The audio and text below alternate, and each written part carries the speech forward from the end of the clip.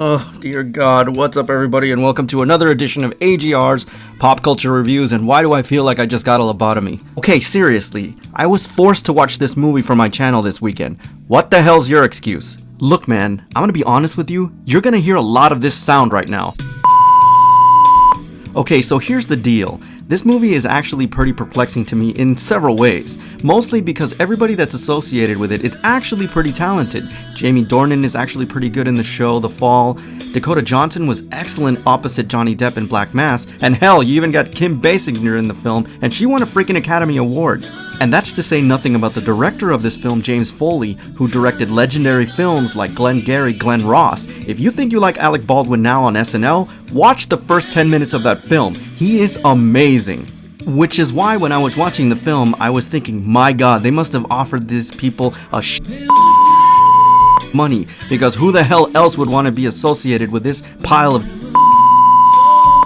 I mean, seriously, that's really the only way that I can explain why anybody who had any credibility in Hollywood would want to be part of this movie. The alternate irony about this film is that it is now an anachronism, almost a meme, of what is definitely unsexy and boring as hell. You know, it touts itself as this kind of really risque film, and in reality, you can find more risque in like Sexamax Late at Night, or something on the Oxygen Network has more exciting scenes than this stupid-ass film. And that's really sad. Look, I'm gonna give you a little glimpse into my thought process while I was watching this movie, because it was so boring and unsexy. This nonsensical poster child for soft porn had me thinking existentially. At first I thought, oh my god, I wonder what it'd be like to swear off women forever. And then I was thinking, I wonder what it'd be like to be born gay. And then lastly I thought, man, I wonder if abstinence really works, and what it'd be like to be a member of the clergy. That's how absolutely boring this movie was. You know, a lot of people would say, don't do this review because you're gonna spoil the movie for people. And I would really like to talk to you about a plot. Unfortunately, there isn't one. What this movie essentially boils down to is a bunch of stupid scenarios where these two morons stand on either side of the room staring at each other until they finally get that come over here and fuck,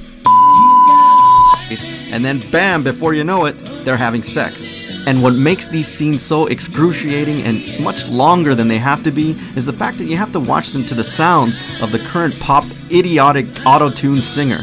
Also, I have to add, how the hell is the character of Christian Grey not in jail right now? I mean, he is the creepiest guy I've ever seen on film. Also, the character of Anastasia Steele I'm sorry, that just sounds so fucking stupid. Sorry, I didn't reach the beep button quick enough.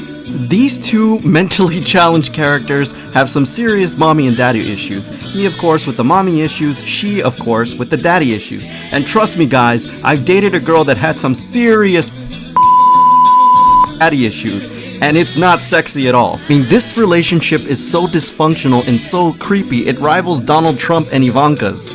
I mean, I can't believe I have to ask this, but do women actually think and fantasize about relationships and sexual encounters like this? Because if they do, this explains a lot. As I mentioned before, there's so many things in this movie that are actually nonsensical. Like the thing with the silver balls in the car is just stupid. Even from a logical and continuity perspective, it doesn't even make any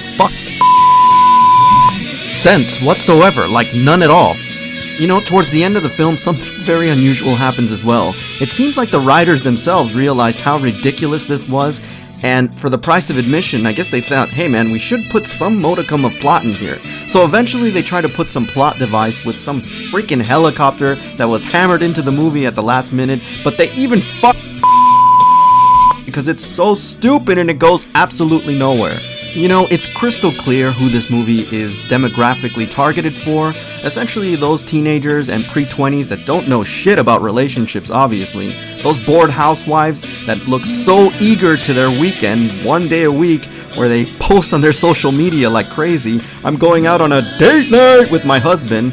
And finally those lonely women that live with a bunch of cats. Because those are the only people that I can see that can actually find some enjoyment in this crap fest. Now, just like the first movie, this movie's gonna be released in and around Valentine's Day. And I got a public service announcement. Please, don't be that couple. Don't be that couple that makes plans to watch this movie on Valentine's Day.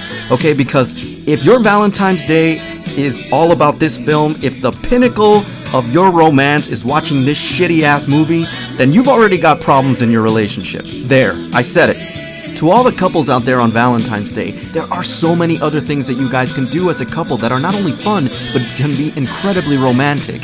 Don't go watch this film.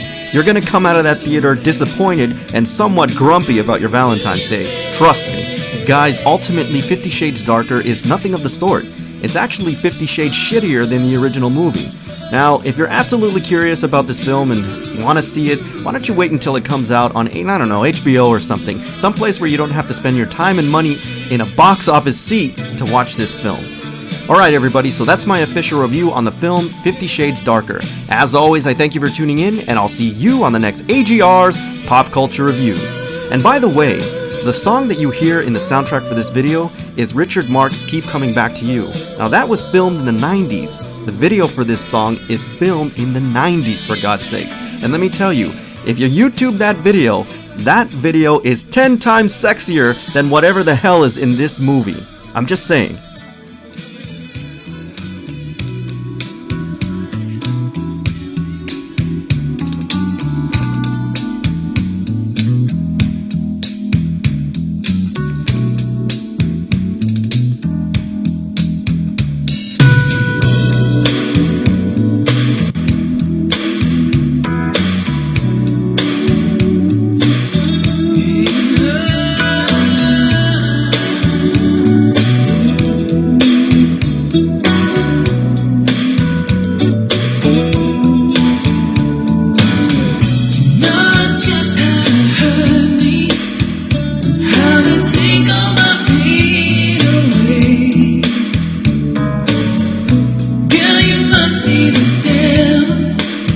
In the sky